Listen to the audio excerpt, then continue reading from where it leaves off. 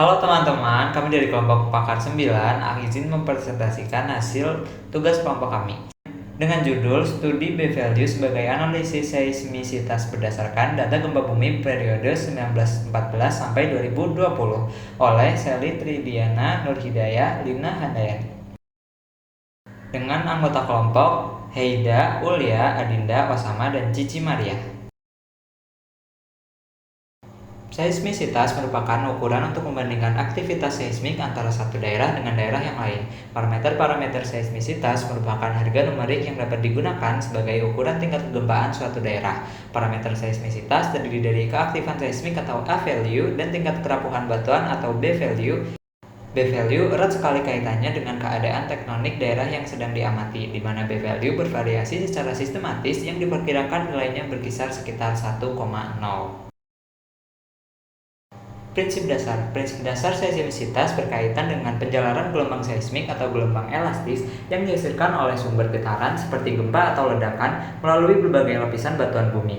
Prinsip utamanya adalah gelombang ini dipantulkan dan dibiaskan saat melewati batas antara medium dengan sifat fisik yang berbeda, seperti impedansi akustik, kemudian dideteksi oleh geofon. Ada beberapa prinsip dasar, antara lain sumber getaran, yaitu gangguan di dalam kerak bumi seperti getaran tektonik atau ledakan menghasilkan gelombang seismik. Yang kedua, penjalaran gelombang. Gelombang seismik adalah paket energi elastis yang menjalar melalui material bumi. Yang ketiga, ada interaksi dengan batuan. Saat gelombang bertemu dengan batas lapisan batuan yang berbeda, sebagian energi akan dipantulkan kembali ke permukaan. Lalu yang terakhir, analisis data. Waktu yang ditempuh gelombang dari sumber ke geofon, serta pola refleksi dan refraksi dianalisis untuk memetakan struktur di bawah permukaan. Lalu, gimana sih proses terjadinya seismisitas? Seismisitas terjadi akibat pelepasan energi yang tiba-tiba di dalam bumi, biasanya karena pergerakan lempeng tektonik yang menyebabkan patahan pada lapisan batuan. Energi ini terakumulasi selama pergerakan lempeng dan kemudian dilepaskan dalam bentuk gelombang seismik yang kita kenal sebagai getaran atau gempa bumi di permukaan. Selanjutnya, kita akan membicarakan tentang ciri-ciri seismisitas. Yang pertama, distribusi frekuensi magnitudo. Seismisitas sering diukur melalui hubungan antara frekuensi kejadian gempa bumi dengan magnitudo. Hubungan ini dikenal sebagai relasi Gutenberg-Richter atau dengan persamaan log n dalam kurung m sama dengan a min bm. Yang kedua, variasi nilai A dan B pada ruang dan waktu. Nilai A dan B dapat dihitung dengan menggunakan persamaan likelihood. Berdasarkan persamaan Gutenberg-Richter, menggunakan fungsi likelihood sebagai berikut. A sama dengan log n plus log dalam kurung B ln 10 plus m 0b.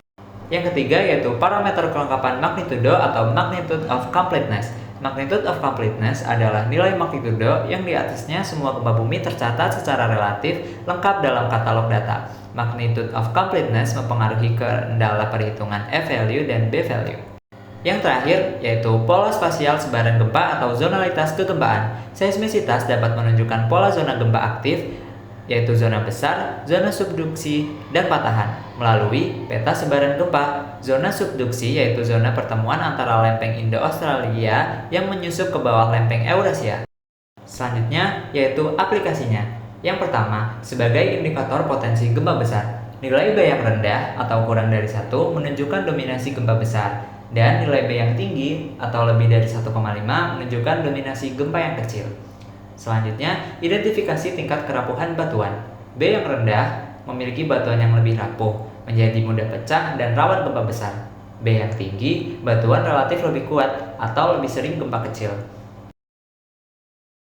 Selanjutnya yaitu manfaatnya. Yang pertama, sebagai alat ukur aktivitas gempa di suatu daerah. Dengan menghitung nilai A-value dan B-value, kita bisa tahu seberapa sering gempa terjadi dan bagaimana karakteristiknya. Yang kedua, memprediksi potensi gempa besar. Nilai B yang rendah biasanya menunjukkan potensi gempa yang besar, sementara nilai B yang tinggi menunjukkan dominasi gempa kecil. Ini sangat penting untuk peringatan dini.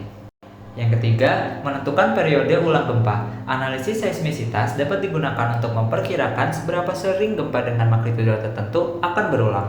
Selanjutnya, sebagai dasar mitigasi bencana, data seismisitas bisa jadi acuan dalam pembangunan infrastruktur tahan gempa, tata ruang wilayah, dan strategi pengurangan risiko bencana.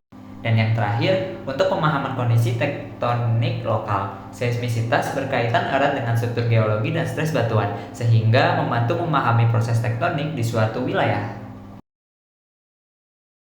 Contoh nyatanya, dari hasil distribusi B-value pada gambar 4, wilayah laut Provinsi Bengkulu memiliki B-value antara 1,5 sampai 1,9 dengan gradasi biru tua hingga merah tua, dengan B-value terendah hingga sedang pada rentang 1,5 sampai 1,7 dengan gradasi warna biru tua hingga hijau. Sedangkan untuk B-value sedang hingga tinggi pada rentang nilai 1,75 hingga 1,9 dengan gradasi warna kuning hingga merah tua. Wilayah perairan Laut Bengkulu Timur hingga Tenggara merupakan wilayah dengan variasi B-value tertinggi, yang merupakan wilayah yang berada di sekitar zona subduksi serta sesar Mentawai. Dengan variasi B-value lebih dari 1, mengindikasi bahwa wilayah laut Provinsi Bengkulu memiliki tingkat seismisitas yang tinggi. Kelebihannya, yang pertama, seismisitas memberi parameter kuantitatif E-value dan B-value untuk mengukur aktivitas gempa.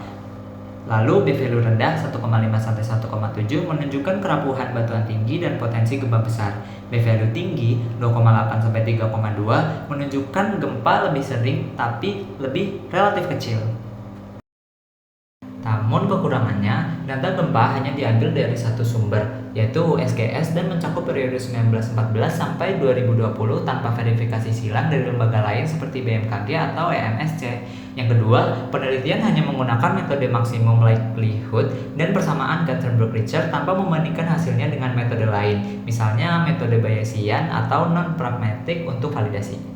Dan kekurangan yang terakhir, jurnal hanya menyimpulkan tingkat seismisitas dan periode ulang, tetapi tidak membahas implikasi hasil terhadap mitigasi bencana, perencanaan tata ruang, atau kesiapsiagaan masyarakat.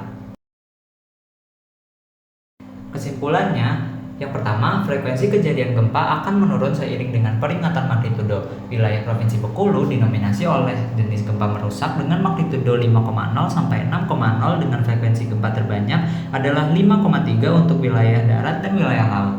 Yang kedua, dari hasil distribusi B-value, wilayah Provinsi Bengkulu terlihat wilayah laut memiliki B-value yang cenderung lebih rendah dengan variasi 1,5 sampai 1,9. Dengan wilayah perairan Laut Bengkulu Timur hingga Tenggara merupakan wilayah dengan variasi B-value tertinggi. Sedangkan untuk B-value wilayah darat dengan variasi yang lebih tinggi yaitu antara 2,8 sampai 3,2 yang merupakan wilayah yang dekat dengan pinggir pantai.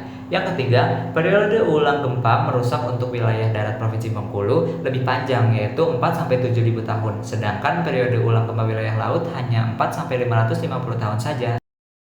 Sekian hasil dari tugas diskusi kami. Terima kasih karena sudah menonton.